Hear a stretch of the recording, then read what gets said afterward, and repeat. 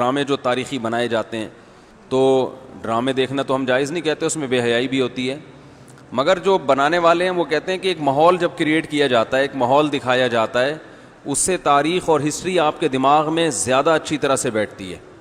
تو Tayyip Erdogan نے drama بنایا نا، ارطغرل بڑا مشہور ڈرامہ چل رہا ہے، بہت دنیا دیکھ رہی ہے، تو میں ڈراموں کو جائز نہیں کہتا، لیکن جو لوگ فلمیں دیکھ رہے ہیں پہلے سے بے حیائی کے کاموں میں پڑے ہوئے ہیں اور غلط غلط چیزیں دیکھ رہے ہیں، تو ہم ان کو کم از کم یہ مشورہ دیتے ہیں کہ یار انڈین فلمیں دیکھنے سے بہتر ہے یہ جو آج کل وہ ڈرامے جو ہمارے فیملی سسٹم کو تباہ و برباد کر رہے ہیں، جب تم نے دیکھنا ہی ہے تو کم از کم ایک کم درجے پر آ جاؤ نا، اس کو دیکھ لو، تو اس سے تو پھر بھی بہتر ہے کہ کم از کم تمہیں ہسٹری تو پتہ چلے گی، کم از کم تمہیں یہ تو پتہ چلے گا مسلمانوں کی تاریخ کیا تھی۔ اور ایسے صرف دعاؤں سے کام نہیں بنا، انہوں نے بڑی بڑی قربانیاں دی ہیں۔ سلطان محمد فاتح نے بہت بڑی قربانی دے کے قسطنطینیہ فتح کیا تھا، دنیا کی سب سے بڑی توپ بنائی تھی اس نے، اور آج ہماری صرف باتیں توپ ہیں، باتیں ایسی کریں گے جیسے بہت بڑی توپ ہیں ہم، کوئی عمل ہمارے کیا ہیں زیرو، نہ سائنس میں آگے، نہ ٹیکنالوجی میں آگے، نہ مذہب میں آگے۔ وہ ٹیکنالوجی کی دنیا میں بہت آگے تھے، سائنس کی دنیا میں بہت آگے تھے۔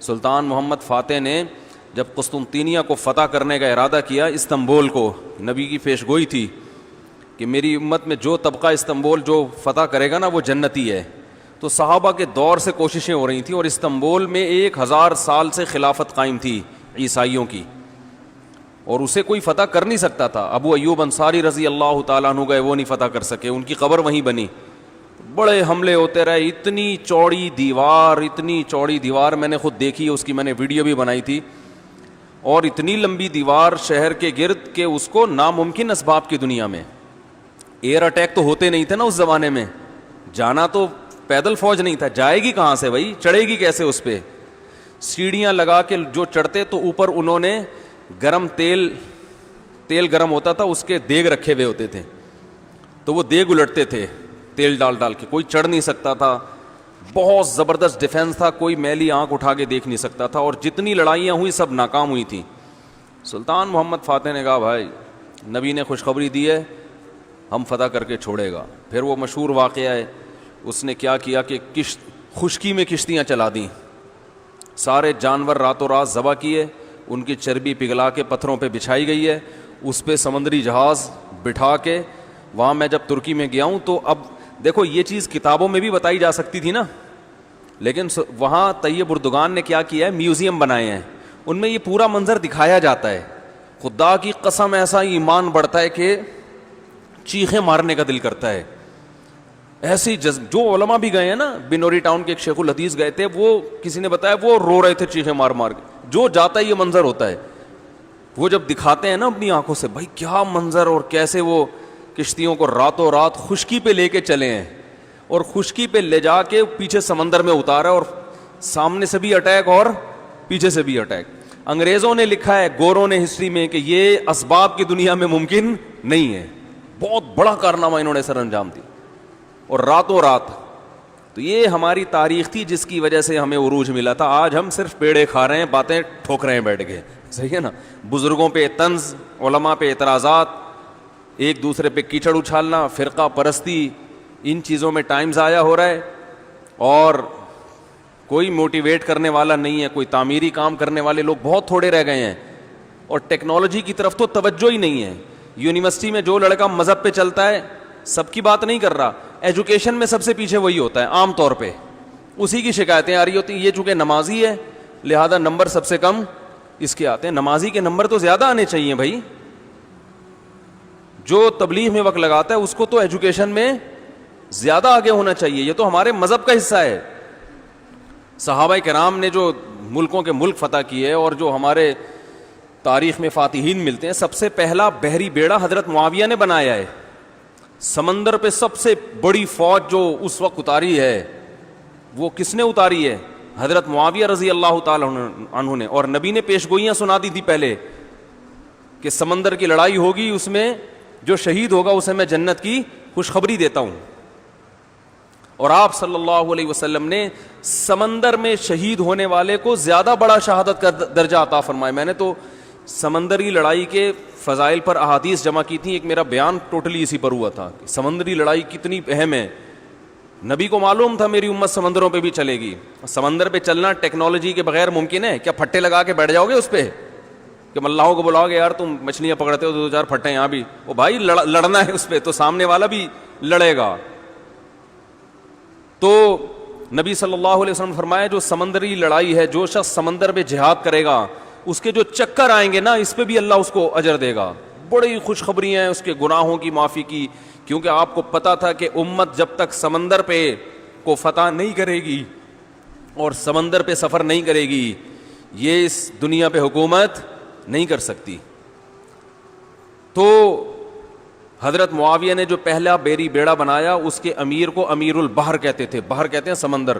یہ امیر البحر کی ٹرم یہ انگلش میں منتقل ہوئی ہے جس کو ایڈمرل کہا جاتا ہے.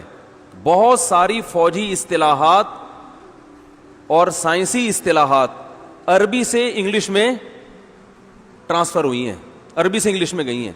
آج میڈیکل سائنس میں بہت سے الفاظ ایسے ہیں جو عربی سے انگلش، مسلمان سائنسدانوں کے تھے وہ، لیکن اب دیکھو حال کیا بنا دیا.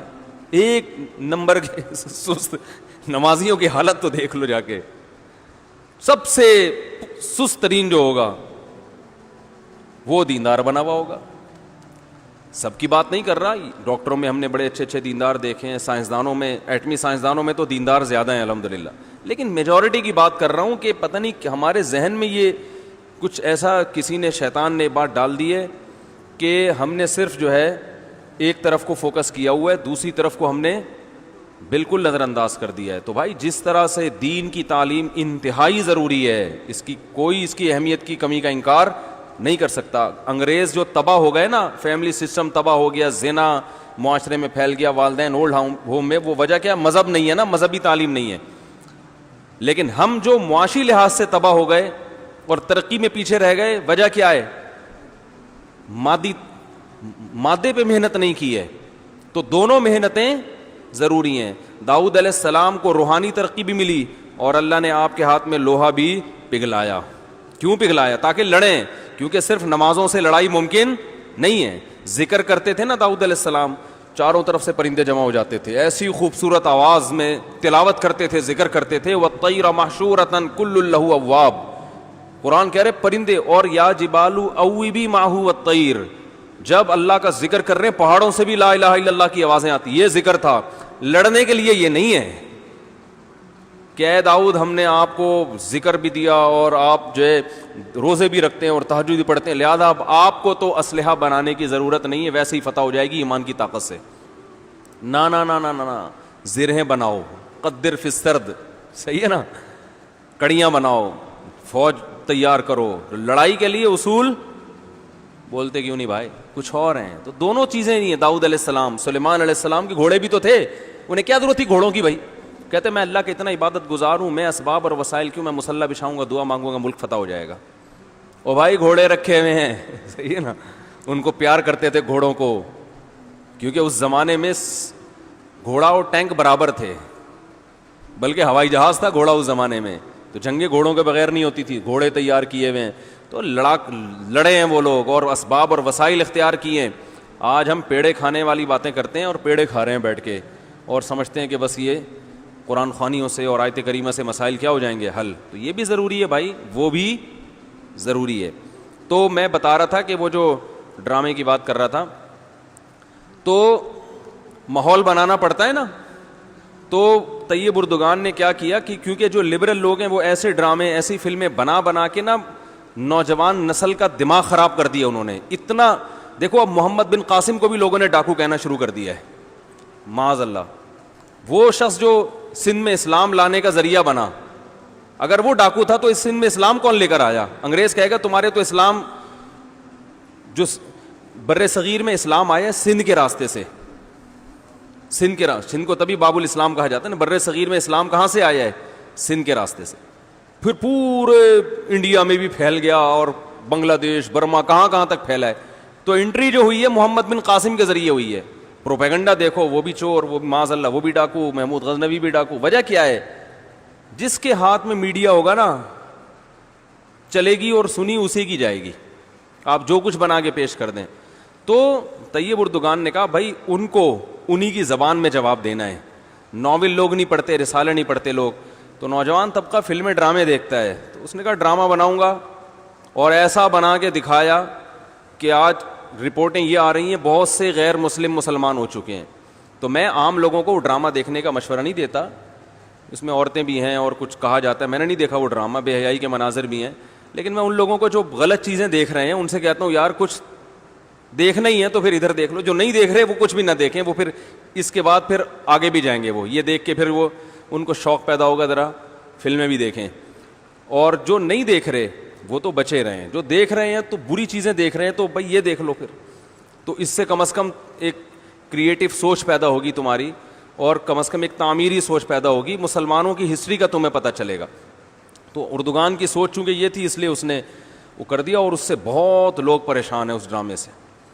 یعنی اس سے جو اسلام دشمن قوتیں پوری دنیا میں پابندی لگانے کی کوشش میں لگی ہوئی ہیں. ابن تیمیہ رحمہ اللہ کا قول ہے نا, تمہیں باطل کی پہچان نہ ہو نا کہ حق کیا ہے اور باطل کیا ہے, تو دیکھ لو باطل کے تیروں کا رخ کس طرف ہے.